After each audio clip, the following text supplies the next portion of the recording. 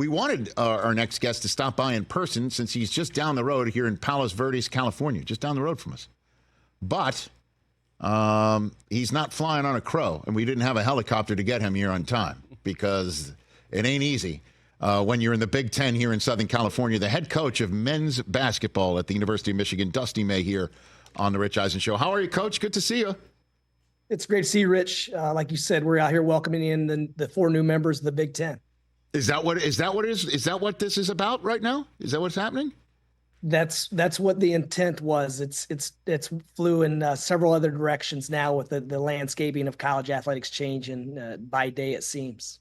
Yeah, that's by the way, if I was, sitting in an institution of higher learning in a climate that might be in the 30 or 40 degree range, I wouldn't mind welcoming in new members of the Big Ten if it was in Palos Verdes, California. I'm not going to lie, Dusty.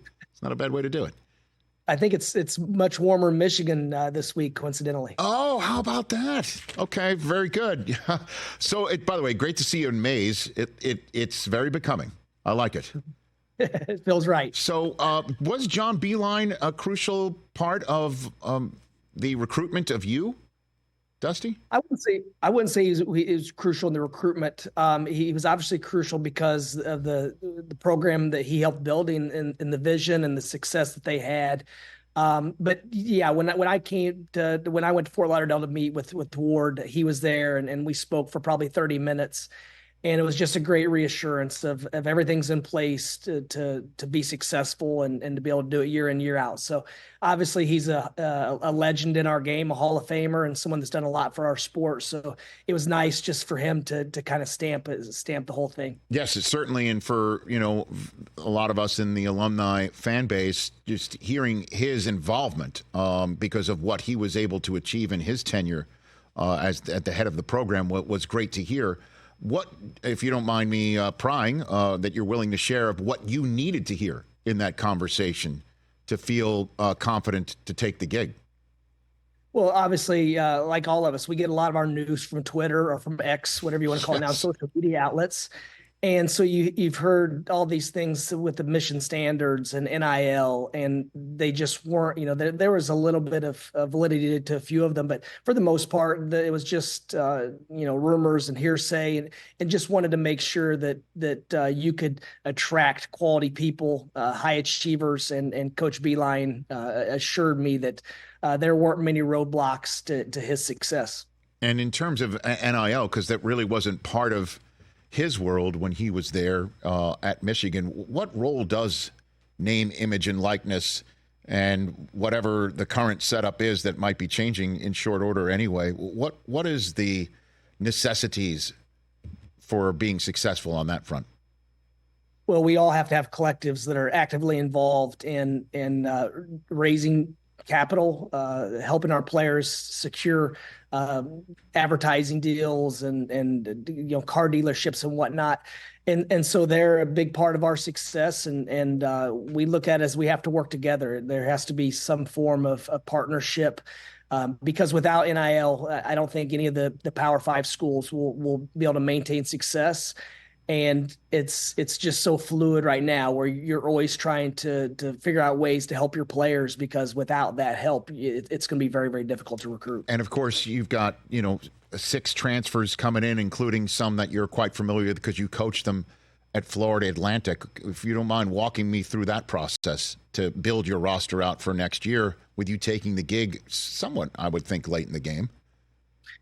Well, we're actually only one player is coming with us, Vlad Golden, who has his degree from FAU, and he wanted to go against Power 5 bigs night in, night out. So the timing was right for him.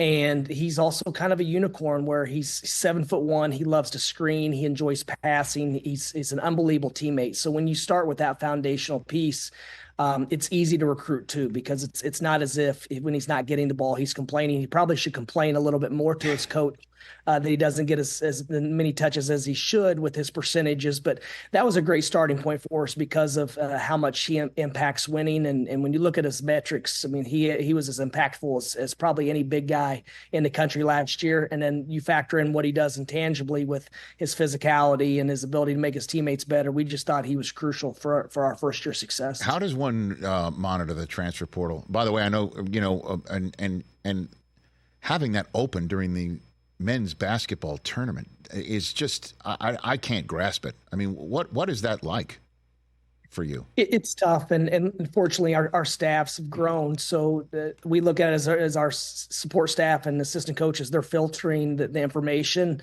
because there's only so many guys you can target and go after.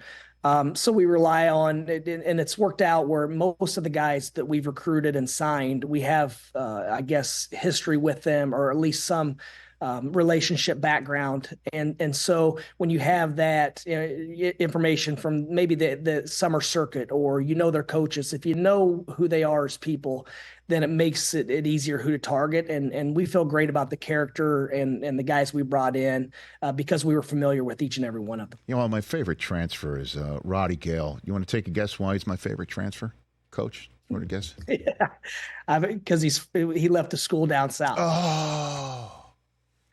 Yes, red meat, scarlet and gray meat for this conversation.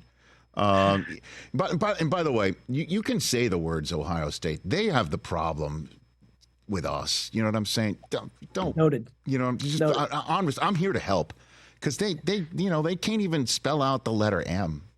Whatever. But you did take him. Right. We did. He's a very talented player. He was successful for them. He's familiar with the conference, the physicality of the Big Ten, and we think with the personnel that we have around him, he'll be able to elevate his numbers, his efficiencies as well. He adds a lot to our team, and we were very, very fortunate that he made the move. Dusty May, men's basketball coach, new to the University of Michigan here on the Rich Eisen Show. Let's talk a little bit more about you. The last time you were on this show, you were phoning in when you were in the Final Four at your previous stop, and we were going through your history. And again, you were what for Bob Knight at Indiana? What was your role there? Dusty May? I was a student manager, and Rich, things were a lot different back then. There were 3 assistant coaches, and there was a trainer, and then the Coach Knight secretaries. And so the manager program was a hierarchy, and it almost as a senior, you're pretty much a video coordinator or director of basketball operations. So it was an opportunity to learn the business side of basketball, and also just learn from Coach Knight on a daily basis. And most of the guys that I worked with all moved into Division I basketball or the NBA. Joe Pasternak, the head coach at Santa Barbara, and Mike Schrage, who's at Duke now, that was head coach at Elon. There were 3 student managers that were working together at Indiana that became Division I head coaches at the same time. So it's a testament to the program and also just working for Coach Knight. Yeah, NIL stood for the chances you had if you talked back to him, right? Pretty much at that time. You never talk back to him. Yeah, there's no NIL. What would he think, Dusty May, if he knew you were the head coach of the University of Michigan basketball program? Well, he was close with Coach Schimbeckler. He had some great battles against Michigan. Actually, as a young child growing up in Big Ten country, I remember the Indiana-Michigan games. Oh, yes. So many years. They were unbelievable matchups, and it's a big part of Big Ten lore. Oh, yeah. I remember being in Chrysler Arena when he brought in Steve Alford. I think that was when we had Gary Grant.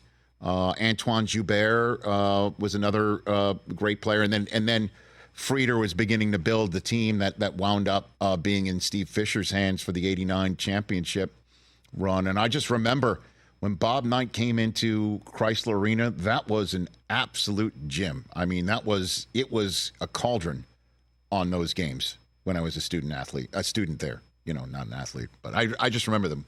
So pretty wild that you're now in charge of the Michigan basketball program. That's pretty cool. It certainly is wild, Rich. No doubt. So I guess what do you want the fan base to know about? Because obviously last year was quite a disappointment. There's no other way to put it. What would you like them to know going into your first year as the coach?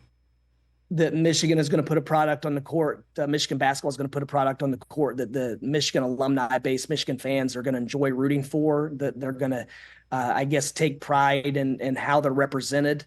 as far as aggression, style of play, but more importantly, the way we interact with each other. I think everyone wants to watch a group that functions as a unit, as a team, and we take a lot of pride we took a lot of pride in bringing in guys that value the block M, that take pride in wearing it, and also are going to play the game the way we think it should be played. And as you talk about Coach Knight, he was very, very stubborn with the way that the game of basketball should be played. And that's something that we're going to hang our hat on as well, being very, very stubborn and playing good team basketball. And was there any conversation at these meetings at all about a possible settlement that's coming to revenue share with student athletes and private equity and things of that nature? Is that on the table for, and again, I know you're new to the gig at Michigan, but you're certainly not to the business of being a coach in big-time college basketball. Is this a conversation that's being had there?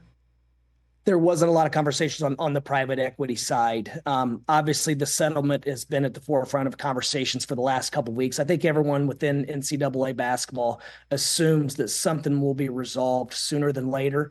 But to be honest, it was more of just we'll know more in the next week. I think as all the leagues continue to meet and gather information and decide, because we all have to be on a unified front. This is something that there needs to be resolution and there needs to be some stability going forward. So I think basically as we've finished up this morning, it's just something will happen very soon. So that's what you're being told, that maybe in the next week is when you're going to get I guess, an update on the details and how, because I imagine that would definitely affect the way that you run a program, clearly, right? Without a doubt. I think that's kind of how we all have to be fluid right now, because you never know which direction the courts are going to go in. You never, and what direction the other leagues are going to go in. That's another part of the problem. It doesn't seem like all the leagues are there's no conformity.